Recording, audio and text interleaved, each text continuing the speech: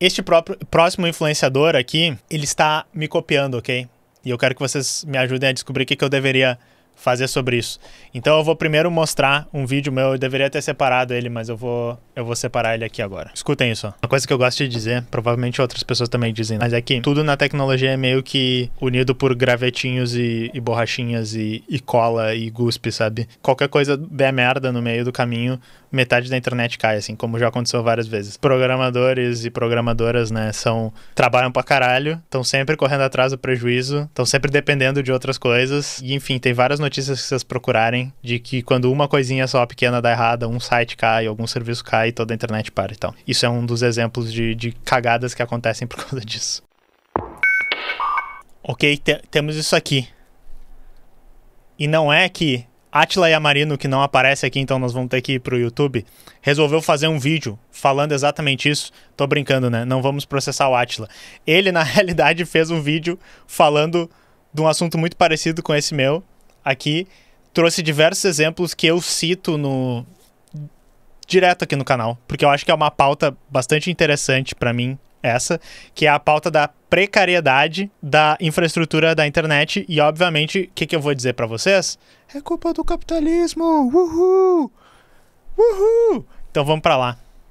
E se eu contar que a internet é pendurada por fita crepe? Ou melhor, sustentada por sistemas tão precários que um erro ou uma pessoa ausente podem derrubar muito, mas muito do que usamos. Sim, uma pessoa ausente, de verdade. Por exemplo, em julho de 2024 aconteceu a maior falha crítica da internet e de sistemas de computador da história. Com voos cancelados, hospitais sem sistema, bancos fora do ar e mais. Foram mais de 8 milhões e meio de computadores Windows travados com tela azul. Tudo isso causado por uma simples atualização do Falcon, que é um antivírus da CrowdStrike com acesso privilegiado ao sistema Windows.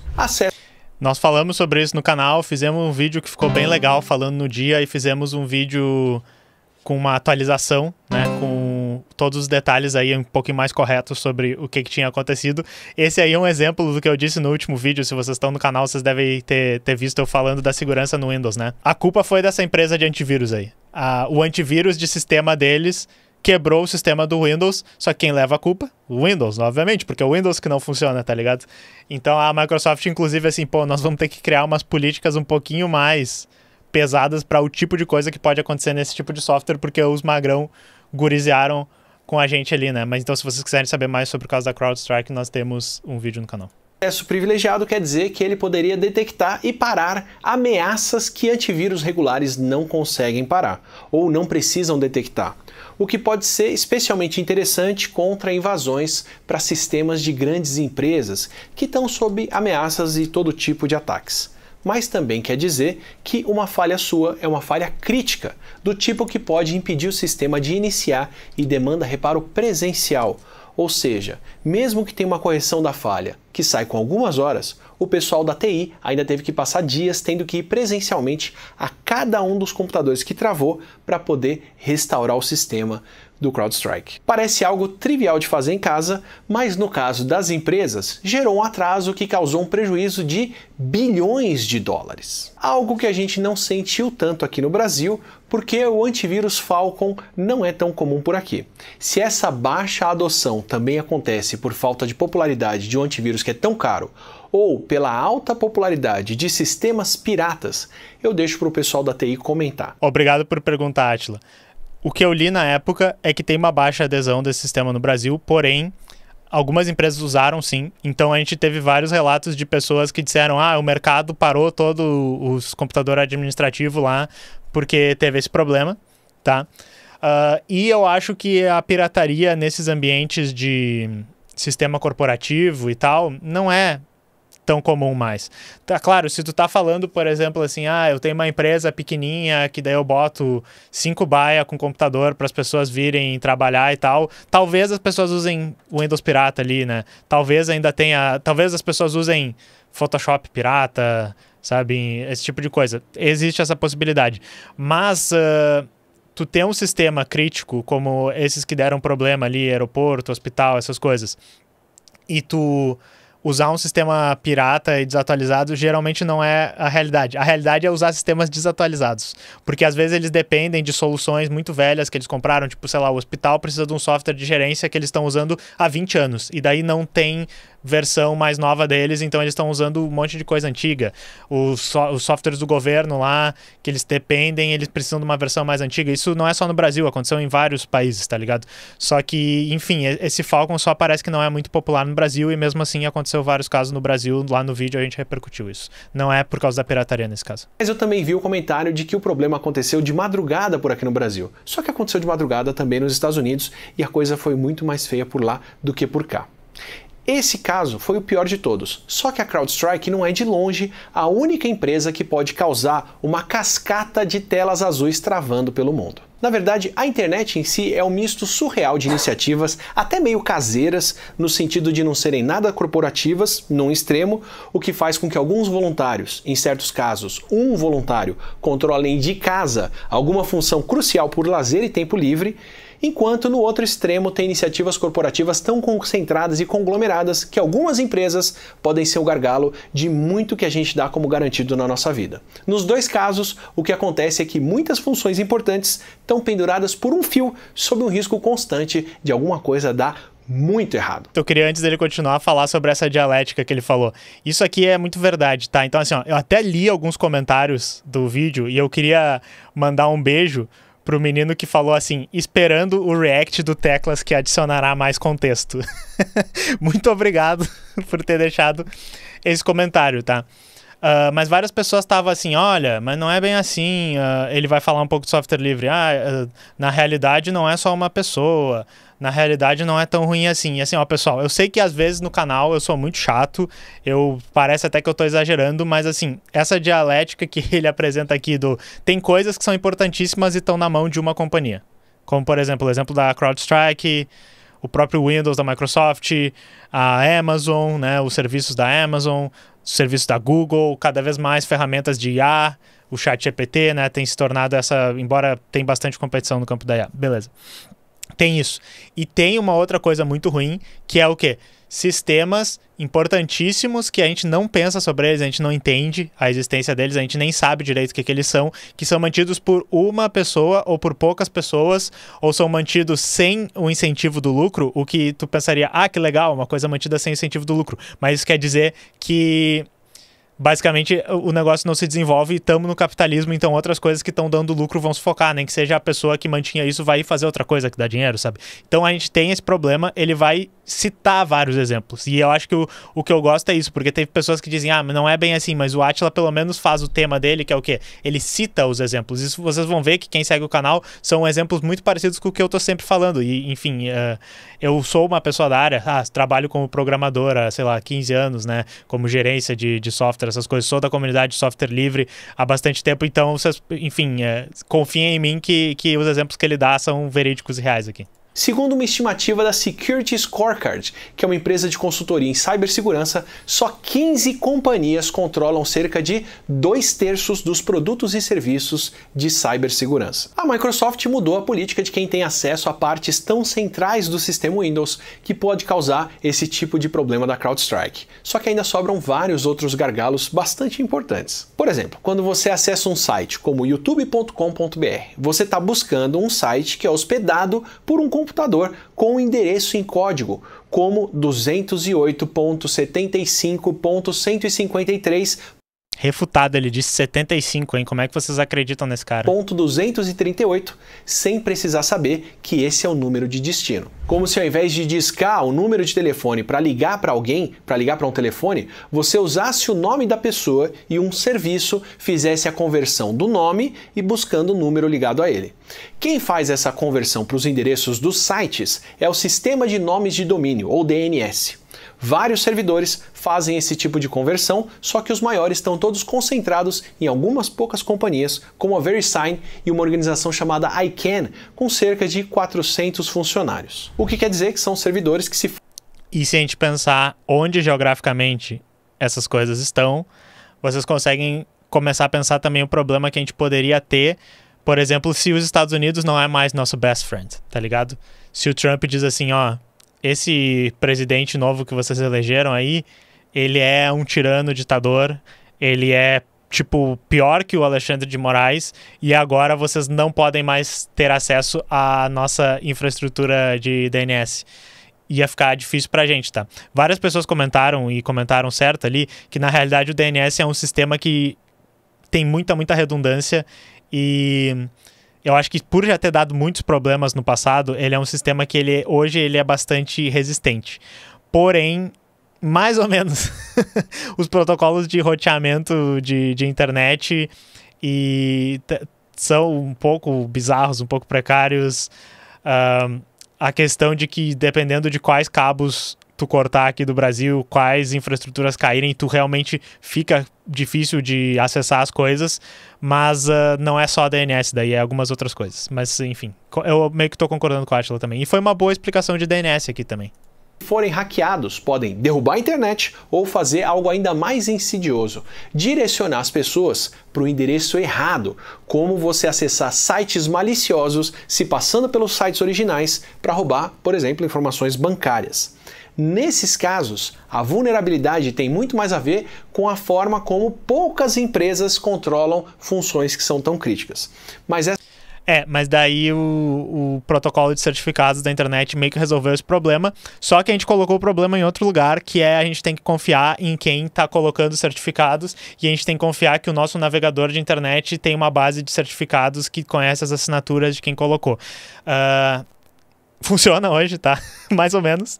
Só que eu acho que o que está começando a ficar claro com eu reagindo aqui é que a maioria dos problemas que a gente tem na internet sempre tem a confiança em algum lugar, e o que a gente pode fazer é meio que colocar confiança em outros lugares, tá? E tem várias soluções na computação para a questão da confiança, inclusive quem gosta de criptomoedas, Web3, todas essas coisas, a ideia toda, né, de uma blockchain é que tu possa descentralizar a confiança também, e enfim, não vou explicar aqui como é que é, mas é uma ideia para fazer isso, e é boa, é legal.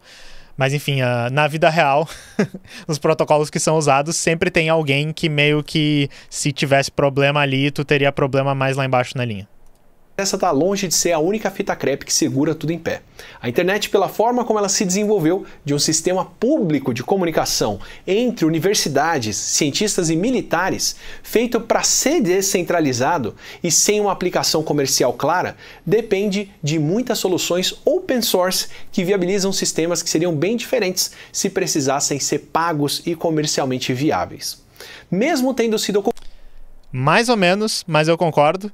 E vou recomendar 2 vídeos do canal aqui. Um vídeo muito antigo, um dos primeiros do canal, que é um ensaio sobre software livre, que a gente debate um pouco de como o movimento software livre se desenvolveu e como o software livre como produto e tal se desenvolveu. E tem um pouco a ver com isso que ele está falando, não está errado. Começou como uma coisa que era pesquisa militar e não tinha assim, nós não vamos ganhar dinheiro com isso, mas se desenvolveu na época que daí depois o pessoal chegou para ganhar dinheiro. E um texto que comenta um pouco melhor sobre isso, tanto um texto que tem a leitura aqui no canal, quanto uma resenha desse texto, é a ideologia californiana, tá? Tem 2 vídeos no canal sobre isso.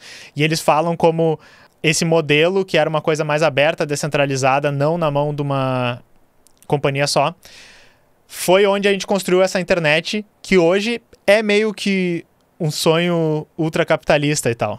Só que daí o que o autor lá chama de ideologia californiana é meio que essa junção de uma cultura meio hippie, de compartilhamento, meio esquerda dos Estados Unidos também, com essa cultura ultraempreendedorismo, tudo tem que ser livre, não quero interferência nenhuma do Estado, no substrato material que era essa rede descentralizada, construída pelo Estado com um monte de investimento estatal e que não tinha um uso comercial. E a internet cresceu disso, por isso que ele diz que é uma nova ideologia, a ideologia da Califórnia ali, né? Cresceu no Vale do Silício. Enfim, só para complementar, só para ser palestrinha aqui em cima.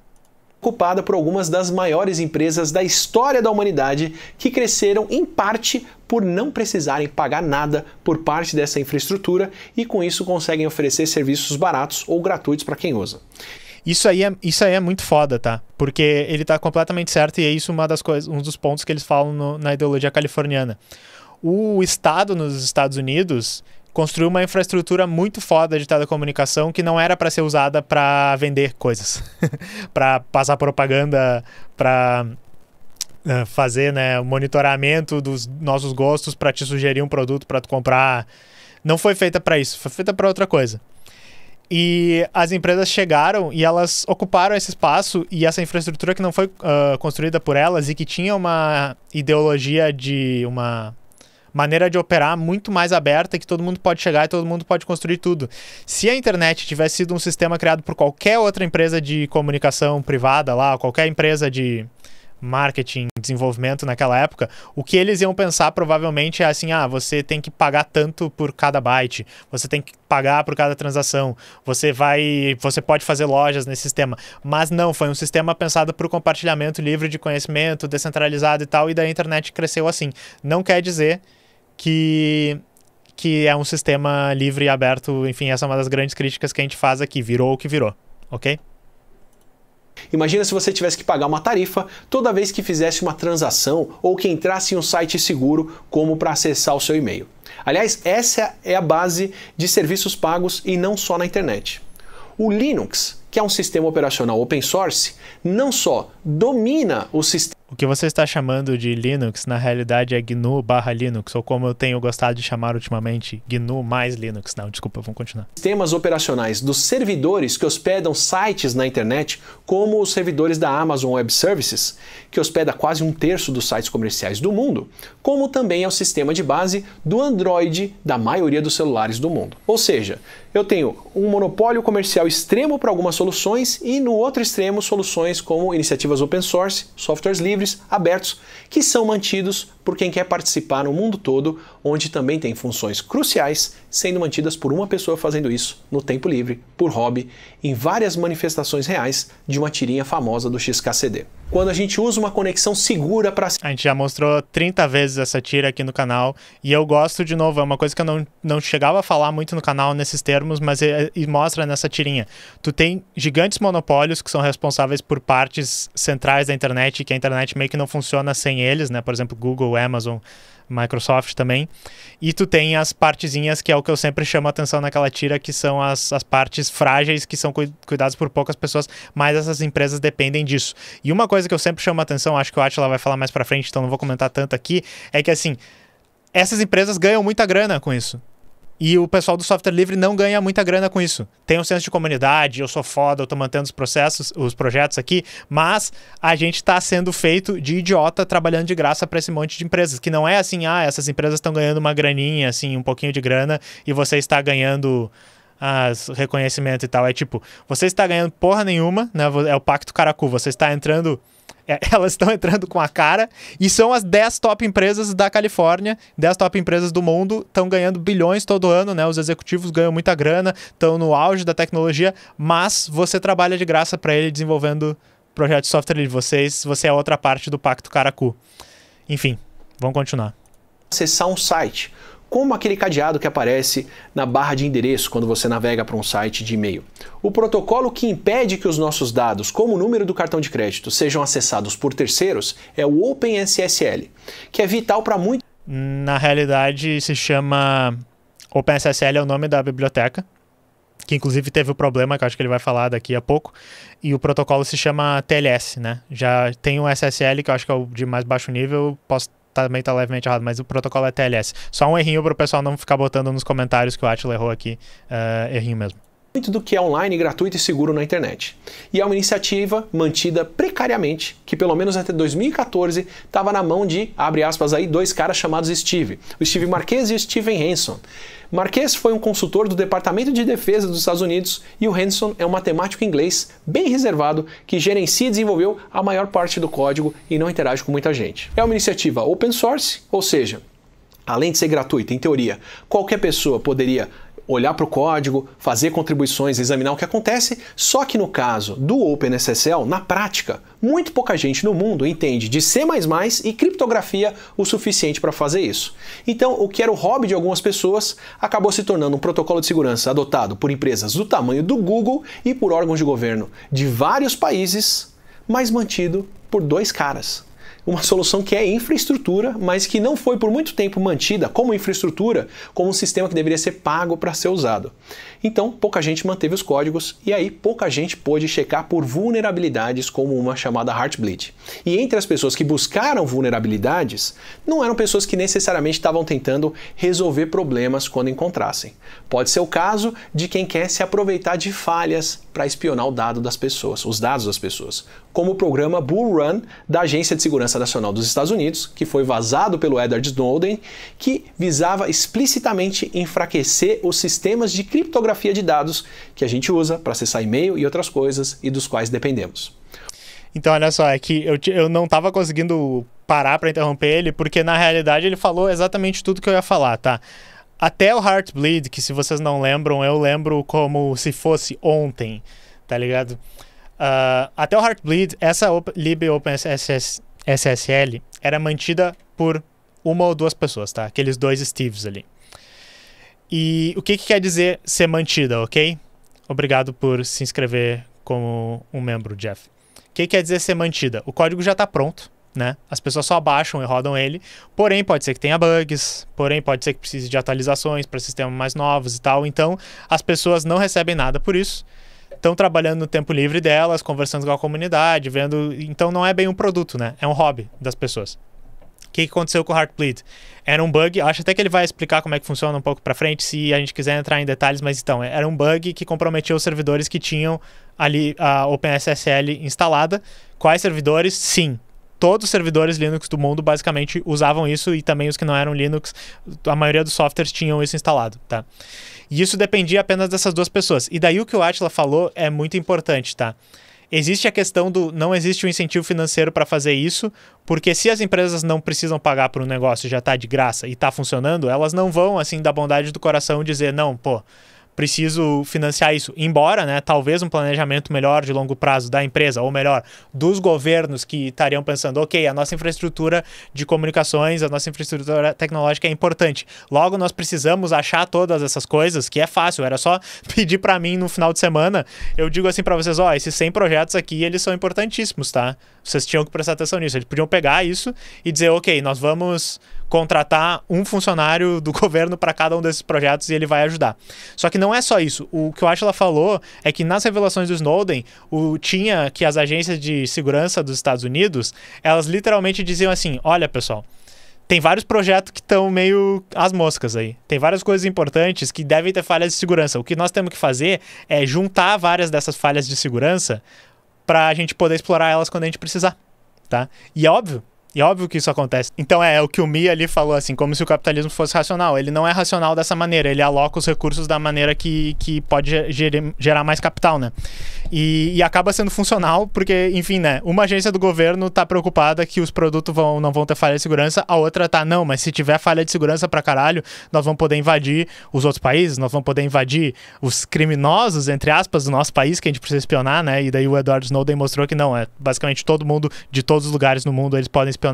Então, pô, é legal que tem essas falhas de segurança. E daí, se vocês gostam dos Estados Unidos, se vocês são um patriota dos Estados Unidos, pensa que a China pode explorar essas falhas, pensa que a Rússia pode explorar essas falhas, pensa que a Coreia do Norte pode explorar essas falhas. Laos até poderia estar explorando essas falhas, já pensaram nisso? Então seria legal a gente cuidar dessas coisas, né? E não é assim que tem acontecido. Mas claro, depois do Heartbleed, o pessoal pensou, olha, de repente, esse software deveria ser cuidado por mais gente. Aí tem hoje um consórcio e tem dinheiro que eles dão para as pessoas cuidarem disso, mas que nem o pessoal citou no chat, e o Attila não vai citar aqui, então eu vou chamar a atenção para vocês, tem um vídeo no canal. A libXZ teve um caso muito parecido, um software de compressão que várias coisas usam, por exemplo, para conectar por SSH no computador, tu pode estar usando a compressão dessa biblioteca XZ.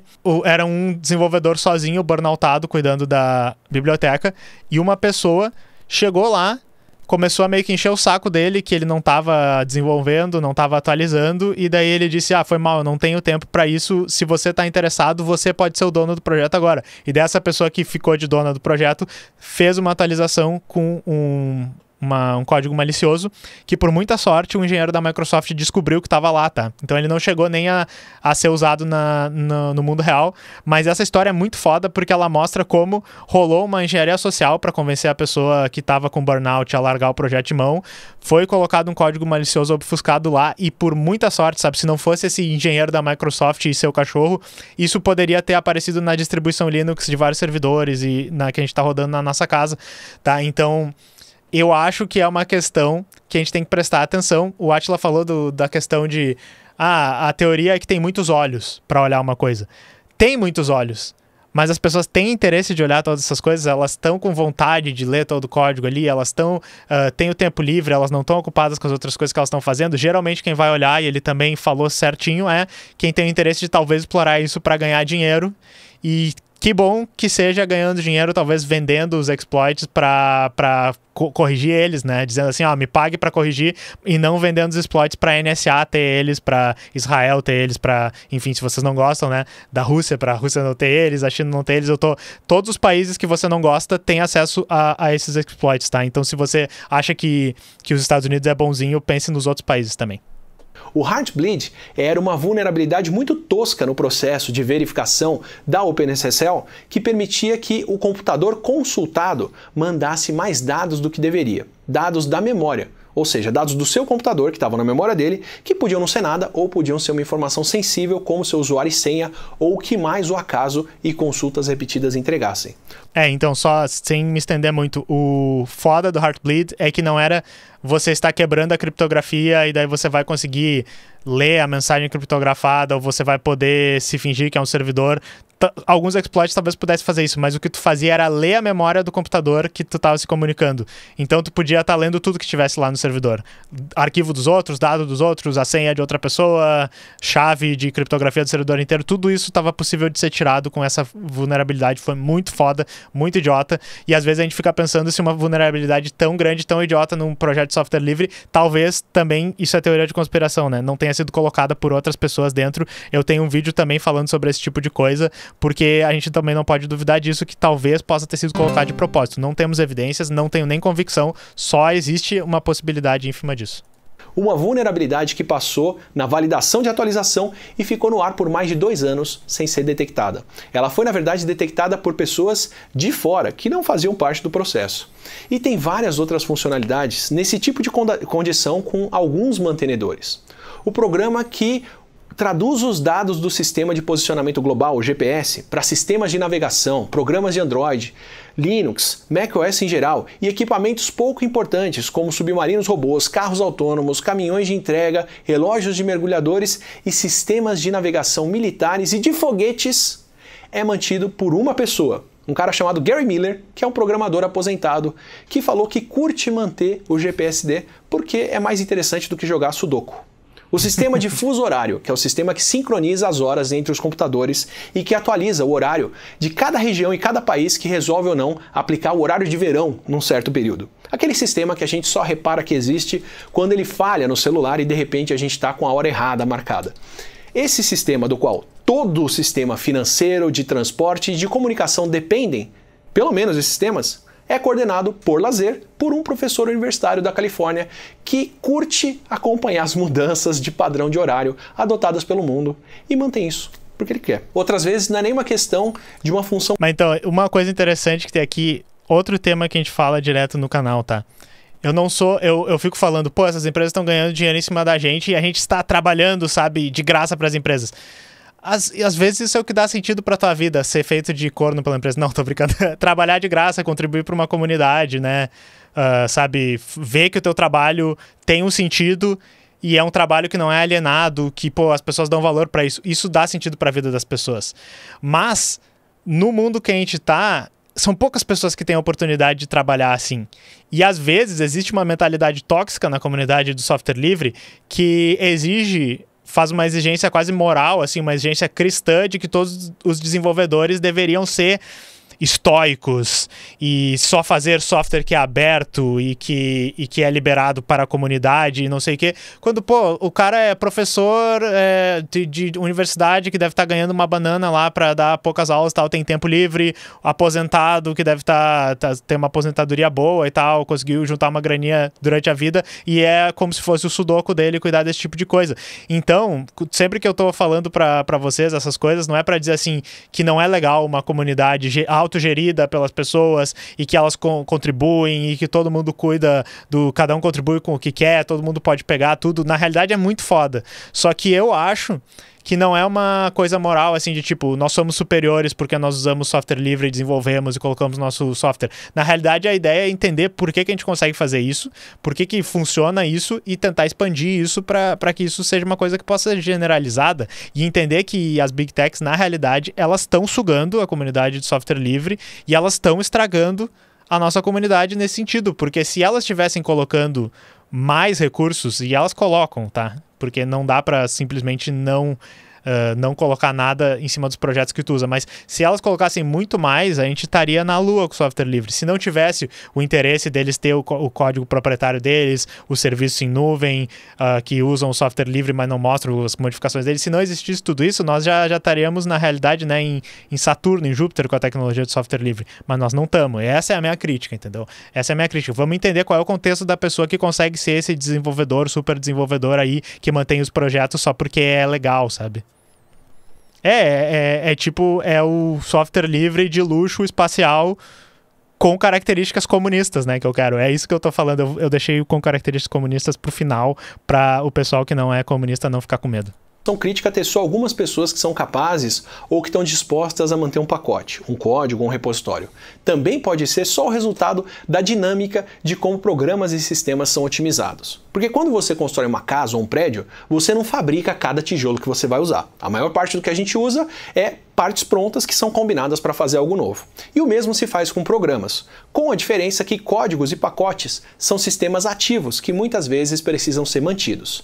Aí, como os donos dos carros Fisker descobriram da pior forma, quando a marca faliu e os sistemas que os carros checam para sair do lugar ficaram fora do ar, isso travou os carros na garagem e as pessoas agora tinham um tijolo super caro para transporte. Então Ai não, mas é que daí tu roda um servidor pirata na tua garagem que toda vez que tu precisar levantar o carro, o servidor... Eu sei, tá, pessoal, mas isso é um absurdo. É que sempre tem alguém que diz, não, mas é que tu instala esse servidor pirata aqui e daí teu carro pode levantar.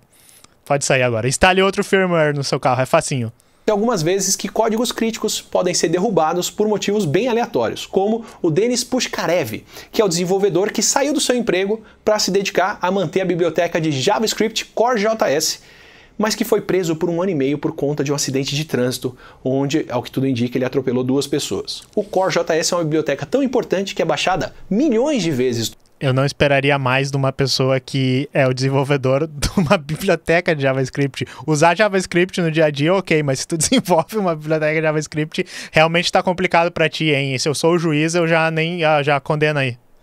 Todos os dias. O que para ele foi incentivo suficiente para outras pessoas assumirem o projeto durante os 10 meses que ele passou encarcerado.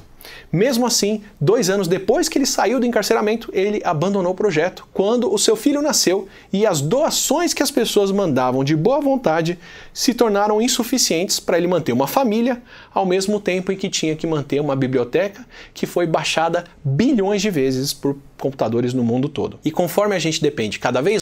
E daí tu acha que o cara não pensa assim, não vem o desenvolvedor da Unity no ouvido dele e diz assim, bote um custo para toda vez que baixar o teu software, 0,01 centavos. Se você tivesse feito isso, você hoje seria o novo Bill Gates, tá ligado? Vem o bichinho na cabeça dele e daí o cara pensa, porra, verdade. Mas daí ele veio quando ele tava dirigindo, né? E o resultado disso a gente sabe. Mais de computadores e de sistemas que têm que ser mantidos atualizados e trocando informação constantemente pela web, esse tipo de vulnerabilidade só se torna mais comum. E conforme um sistema usa outros e faz ligações cruzadas que a gente nem imagina, apertar um botãozinho aqui ou apagar um código ali pode derrubar muito mais do que parece. Esse exemplo eu falei, e quem já desenvolvia web há quanto tempo atrás foi isso? 2016, quase 10 anos. Quem lembra desse negócio? Cara, é uma biblioteca JavaScript, ok? Que ela só faz assim, ela dá um tab com espaços, né? Ela calcula N espaços à esquerda de uma coisa. Isso é a biblioteca inteira, se chama LeftPad. Vários projetos dependiam disso, ok? Para funcionar. Porque é reuso de código, né, pessoal? Tu não vai fazer um código que faz isso aqui. Vários projetos dependiam disso. Aí o criador, eu acho que ele vai falar, né? Eu interrompi antes. Ele disse assim: foda-se, eu vou retirar essa biblioteca. Parou metade da internet. Não é que parou a internet. As pessoas, os desenvolvedores lá que precisavam instalar os pacotes para fazer funcionar e tal, o sistema de integração contínua, tudo pararam de funcionar porque o pacote não existia e dava erro. E o pacote ele só bota uns espaços do lado. É um negócio que provavelmente só o sistema de log usava. Em protesto, porque um aplicativo de mensagem chamado Kik tomou controle sobre um pacote chamado Kik, alegando direito autoral sobre esse nome, o engenheiro de software Azer Kosulo tirou os seus pacotes de um gerenciador chamado NPM. Os gerenciadores de pacotes coordenam quais são os programas que você instala que dependem de quais dependências, bibliotecas, e organizam isso de forma que quando você instala um pacote com um programa, ele traz o que mais você precisa junto. Uma das coisas que o Azer Kosulo tirou do ar de lá foi um pacote que ele fez chamado LeftPad, que é um programa com 11 linhas de código que serve para adicionar alguma coisa à esquerda de um texto, como por exemplo colocar o DDD antes de um número de celular. É uma função super simples, qualquer um quase pode programar, mas no espírito de por que fazer uma coisa que já está pronta? Era uma função invocada milhões de vezes por semana no NPM, que quando ficou disponível tirou do ar sistemas no mundo todo, ao ponto que os organizadores do gerenciador de pacotes tiveram que restaurar forçadamente para poder manter as coisas funcionando. Essa é uma... Então, isso daí também é uma coisa muito interessante. Primeiro, que assim, ó, Absoluto Reizinho achou uma maneira de criar uma greve, né, de fazer um protesto que fez a internet cair. Isso aqui é uma coisa muito foda que eu fico pensando assim, ó, se vocês começarem a irritar programadores o suficiente, que tenham uma consciência de classe, né? Porque irritado o programador sempre tá. A gente tá irritado com o código, a gente tá irritado porque o gerenciador de janela que a gente não gosta tá instalado lá, não sei o quê, Vim versus Emacs. Agora tem um pessoal que tá pegando muito essa revolta dos programadores contra diversidade, inclusão, né? Contra a cultura woke e tal. Essa é a parte horrível da comunidade e tal. A gente tá sempre irritado. Mas imagina se a gente tá irritado mesmo que a gente pega os nossos projetos de software livre e só deleta eles, sabe? E só tira eles da internet. Se a gente pega os sites que as pessoas dependem e eles só vão embora. Se isso é uma coisa que, enfim, aconteceu na prática ali. A gente falou, por exemplo, quando os programadores, os usuários do Stack Overflow começaram a tirar suas respostas, deletar, modificar elas, né? Em protesto ao Stack Overflow. Teve uma vez que a comunidade do Reddit conseguiu fechar seus subreddits e o site entrou em pânico lá. E é uma coisa interessante, tem a ver com a discussão que a gente já fez sobre plataformas descentralizadas. Tem plataformas na internet que dão muito poder para os desenvolvedores. Será que um sistema onde tu procura todos os pacotes do mundo e tu tá construindo sistemas importantes em cima disso, deveria a pessoa que criou os pacotes poder tirar eles por qualquer motivo? Eu acho que inclusive hoje o NPM tem um negócio que as versões mais velhas ficam lá, pelo menos por um tempo, né? Mas enfim, reflexões, pessoal. Eu acho que é bastante sério todas as questões sobre isso. Das milhares de funções que a gente usa todos os dias, que estão cheias de interdependências que a gente nem imagina. Mas quando a gente levanta o capô desse carro para dar uma olhada no que tem embaixo e como isso está funcionando, uma coisa crucial que a gente usa todos os dias, a gente descobre que a internet está presa com uma fita crepe e super precária. Se você curtiu essa conversa e quer outras como ela... Curti. Então, de nada, Átila, você copiou meu vídeo, você roubou a minha ideia, só eu tinha falado disso antes na internet, sabe? Ninguém nunca tinha falado, mas tudo bem, você pagou de volta com o React, é a primeira vez nesse canal que a gente cita a Átila Yamarino sem tretar com uma outra pessoa dos trens aí, que eu não vou citar o nome dele porque eu não queria associar ele nesse vídeo, mas todas as outras vezes que o Átila apareceu foi por outros motivos que não foram tão legais, né? Então, valeu, Átila, por esse react. Eu achei correto. Não faça mais propaganda da Shell. Foi uma coisa muito arrombada da sua parte, mas eu passo um pano porque toda vez que a gente traz um conteúdo aqui, acaba sendo um react muito bom. A tua cara na thumbnail também atrai várias pessoas e a gente acaba tendo que jogar o jogo do algoritmo às vezes. Acho que isso aqui foi uma discussão muito boa para todos os temas do canal e deve ter tido pelo menos umas 5 recomendações de vídeo que vocês precisam assistir depois disso, tá?